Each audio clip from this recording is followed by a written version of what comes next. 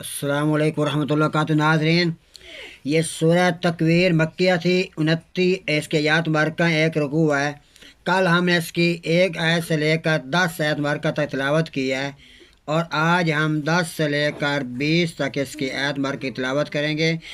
اس میں اللہ تعالیٰ آسمان کے بارے میں بتا رہا ہے کہ آسمان کی کھال اتاری جائے گی، جہنم بھڑکائی جائے گی۔ کن کے لیے؟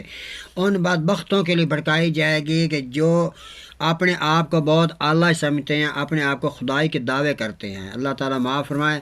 آئیے اگلے آیت مبارکہ کا ترجمہ کرتے ہیں۔ بسم اللہ الرحمن الرحیم۔ شروع کر تو اللہ تعالیٰ کے نام سے جو بہت ہی مہربان نہایت رحم کرنے والا ہے۔ وَإِذَا السَّمَاءُ كُشِطَتْ، اور جب آسمان کی کھال اتار دی جائے گی۔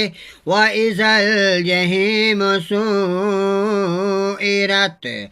اور جب جہنم بھڑکائی جائے گی۔ وَإِذَا الْجَنَّةُ أُزْلِفَتْ، اور جب جنت قریب لائی جائے گی۔ عَلِمَتْ نَفْسٌ مَّا أَحْضَرَتْ، ہر جان جان لے گی جو لے کر آئی ہے پہلے یا پیچھے۔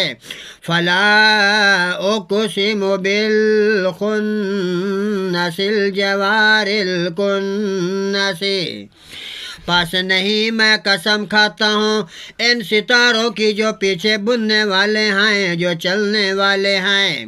واللیل اذا عسعس، چھپ جانے والے ہیں، اور رات کے جب وہ جانے لگتی ہے۔